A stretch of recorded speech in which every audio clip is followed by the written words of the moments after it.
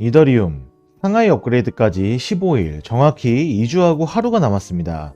어젯밤 이더재단은 4월 13일 07시 27분에 업그레이드가 마무리된다고 공식적으로 언급했는데, 그렇다면 업그레이드까지 남은 2주간 해결이 되면 좋은 여러가지 이슈들이 있겠죠. 예를 들어 쿠코인 소송에 관련된 이더 미등록 증권설부터 언스테이킹 물량 등 이러한 악재들을 해소하기엔 2주는 턱없이 모자라지만 어느 정도 정답을 유추해 볼 수 있을 만한 자료들을 준비해 봤습니다. 금일은 이더 미등록 증권설 관련 이슈와 이더 물량 업데이트 진행 사항까지 체크해 보겠습니다. 이더로 2년 안에 인생을 바꾸실 분들은 페리 끝까지 시청하시길 바라겠습니다. 영상 하단에 크립토피아에서 무료로 운영하는 카톡방, 텔레그램방 링크가 있으니 매번 정보력이 모자라신 분들은 링크 클릭 후 실시간 이슈 및 투자 관점 공유 받아보시기 바랍니다. 먼저 쿠코인 소송에 언급된 이더 미등록 증권 관련 이슈부터 체크해 보겠습니다.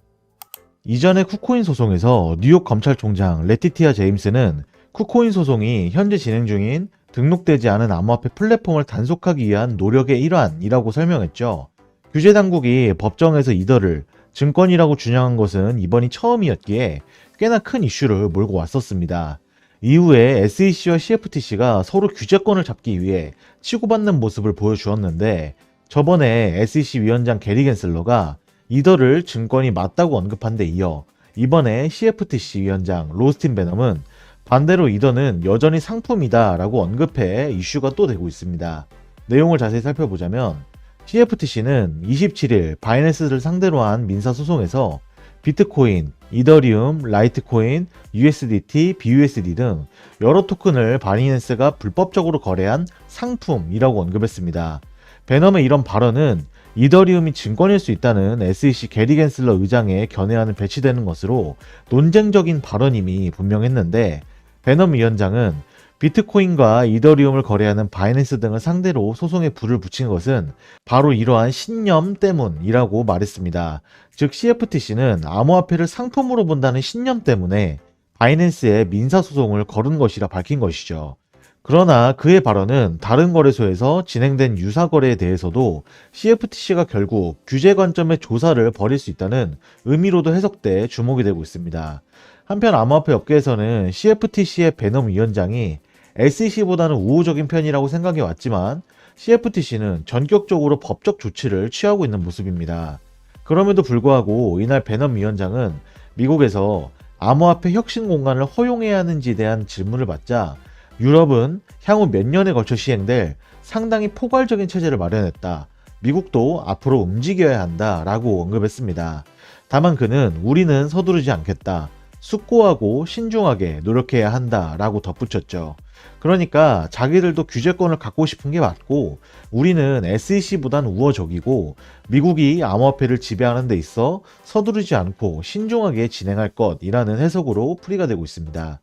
특히 이번 바이낸스 법적 조치 경우엔 중국과 패권을 다투기 위해 미 당국이 움직인 것으로 보이며, 최근 미국은 달러의 약화와 미 은행들의 연쇄 파산의 여파로 현재까지 시장이 흔들리고 있다 보니 CFTC 의장도 급하게 법적 조치를 취해가면서 규제권을 조금씩 가져가려는 모습으로 보이네요.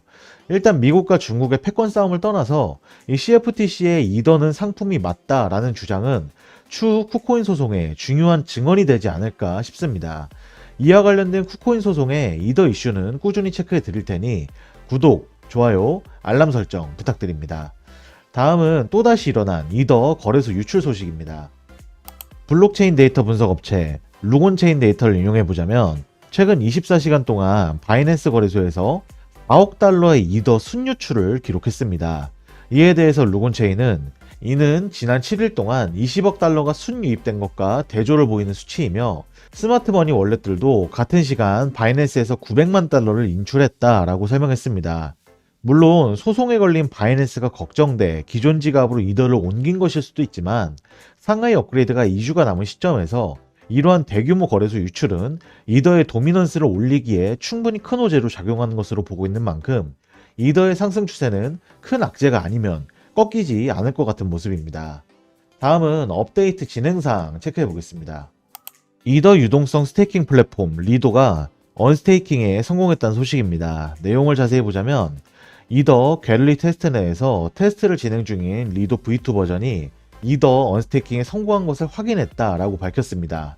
이와 관련 리도 측은 이번 테스트에서 벙커 모드에 집중됐으며 이어지는 테스트에서 검증자 노드 운영 종류에 초점을 맞춘 터보 모드 등을 광범위하게 테스트할 것이라고 설명했습니다. 추가로 마리아 무지코 리도 프로덕트 관리자에 따르면 이더리움이 다음 달 샤펠러 업그레이드를 완료하면 리도 사용자는 스테이킹 이더를 언스테이킹 할 수 있게 되고 사용자는 출금 요청 시 이를 표시하는 NFT를 받게 되며 이를 통해 이더 보상을 청구할 수 있다. NFT는 사용자가 이더를 상환받으면 소각되며 이 NFT는 양도 가능하며 2차 시장에서 판매할 수 있다라고 언급했습니다. 이처럼 이더의 유동성 플랫폼들이 하나둘 테스트넷에 성공적으로 적용되는 모습을 보니 지난번 하드포크처럼 연기하지 않고 이더 재단이 언급한 날짜에 진행이 될 것으로 보입니다. 그리고 스테이킹된 이더의 NFT화도 가능해 실제 유동성도 크게 늘어날 것으로 생각되는데 앞으로 몇 달 혹은 몇 년 안에 지금의 이더 가격을 그리워할 때가 분명히 올 것 같은 분위기입니다. 다들 그 시기가 오기 전에 꼭 이더의 수량 계속 늘려놓으시길 바랍니다. 이상 금일 준비한 이더리움 브리핑은 마무리가 되었습니다.